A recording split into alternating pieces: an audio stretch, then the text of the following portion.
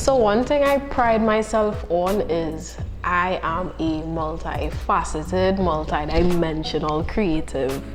I think very, very early on in my journey, you know, like as I tell a lot of people, like I wanted to be a doctor, I wanted to be a midwife, and I decided that I like very, not spontaneously, but it was like just this very aggressive wave of inspiration at the time, and I decided I wanted to do this poetry thing full time. And I'm really grateful that very, very early on I realized that I couldn't just rely on this one skill. I had to develop a lot of different hard skills and soft skills if I was to be able to actually do this thing, to actually be a creative and make a living off of things that come from me.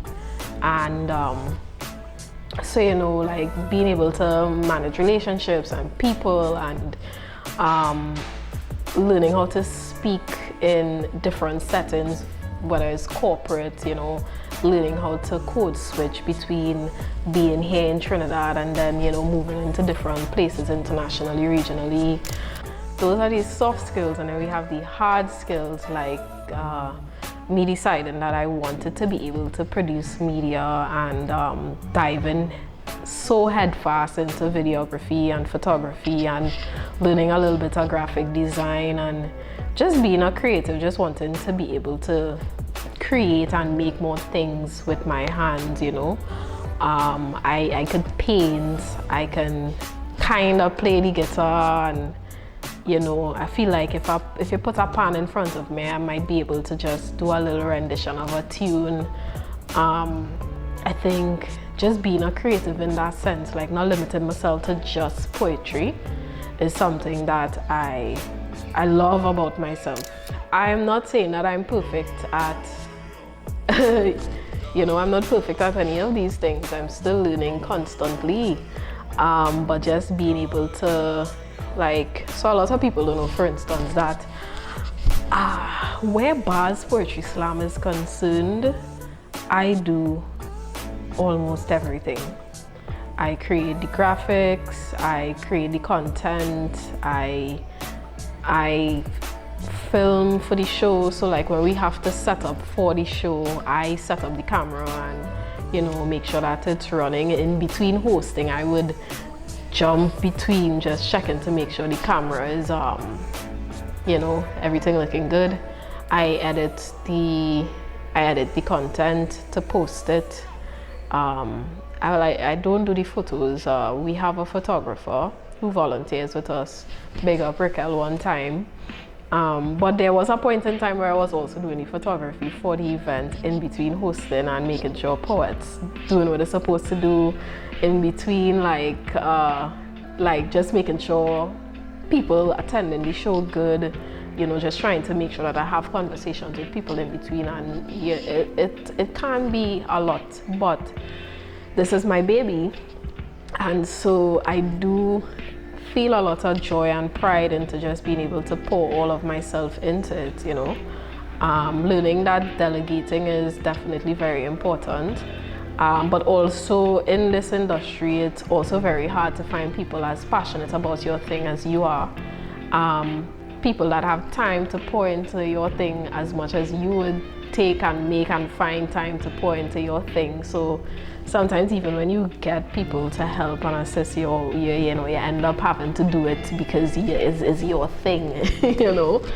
But yeah, so like a lot of people don't know that I pour a lot of myself into that. Today I was actually in Arima. I was going to film an episode of Behind the Poet. Spoiler alert, Jaron is the next poet that I'm trying to film for that, and we didn't get to do it today because rain fell. Something a lot of people don't know is I have ADHD. I am unmedicated. I took myself off of medication years ago, and you know, I found different ways to learn how to manage, but that doesn't take away the fact that I have ADHD. And so I leave my house, I leave here, and I went all the way to Arima, didn't check if the batteries in the camera was charged, didn't take up the tripod, didn't have memory cards. I got away because on the way I was like, yeah, Jaron have a camera, Jaron must have stuff, you know. Only when I reached there I realized I didn't have memory cards. So I was like, Jaron, you have a memory card? And so having to manage as many things as I do, and like make this show be successful is something that I actually have to like put a lot of focus and energy in every month. It doesn't come easy, you know. And then with that and the bookshop, Bacano, the bars the event, and then we have the bookshop, and then I do communications with East Yard, and then I do gigs, photography, videography on the side. Every now and then I would do graphic posters and stuff like that for people, I don't advertise these things, these other things, but these are things that I do, and it could be a lot. I say all of that to say, like, I don't know if I would be here if I didn't I didn't have these skills. I wasn't able to do all these things and dip my toes in all these different creative sects. I can't see it happening, like learning how to host. I remember the first time that I actually hosted anything, it was on a school tour with 2 Cents in maybe 2018. And I think we had gone to a school in South, and Darren was like, "You're hosting today, eh?" I was like, "Bro, what you mean? I actually have never done this before." And being on the tour, a 50 school tour, you get to see Darren and Idris host for how many schools, and after hosting for a while, you kind of fall into a rhythm because there's so many schools. It's almost like a script. And so my first experience hosting was on a school tour, and I really did enjoy it. And I never even thought of like being a host, and here I am hosting this show every month. I really do feel like leaning into certain things even when I was scared, because I actually wasn't the best performer in terms of I was my stage fright was on another level. I remember we practicing for slam, and people had to hold my foot because my foot, all I could see that, my foot doing just now, I'm gonna show you, my foot doing this. You can visibly see me shaking. And now I'm not afraid of this stage. I mean, it's been 10, 11 years, maybe going on 12 years, I don't know. I feel like 10, 11 years. And this is just an appreciation for just, my tenacity and my just curiosity and consistency. I think I'm very consistent, and for a very long time I didn't feel like that was who I was, or that I was something that I identified with, but I am very consistent. So yeah, maybe this video is to just remind you to just pursue things and try things and do things and expand yourself beyond your comfort zone, because that's the only way to get comfortable, is to do uncomfortable things. So do uncomfortable things long enough that they become comfortable. It's been a journey, and after meeting Jaron today and just thinking about wow, all these skills that I accumulated just works in my favor now. Anyway, so if you all haven't heard, Bars Poetry Slam has a new venue. We were at Think Artwork Studio, now we're going to be trying out the loft this month, and that will be very, very exciting. I am actually going to do some filming for that on Friday. Yeah, this week is going to be like a real hectic week. Tomorrow I have to teach at Providence, and God, this week is going to be crazy. But you know what? I am young and we're working towards a dream, you know, development and the expansion and the flourishing of spoken word poetry in Trinidad and Tobago and throughout the Caribbean, and you know, is one day at a time. So, oh, before I even decide to go, the last time I did a video, I can't remember, I honestly can't remember what book that I told you all I was reading, but this is not the last book that I read. I've read quite a couple of books since then, but let's go with the book that I finished reading recently that I really, really enjoy. It's called Love After Love by Ingrid Persad.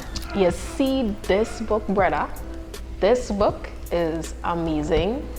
Let me just be honest, I wasn't feeling the way in which the dialogue was written in the beginning. I really wasn't feeling it. Because Ingrid doesn't particularly, like, she made a choice. She made a choice, and the choice was she didn't identify explicitly who was speaking when dialogue started.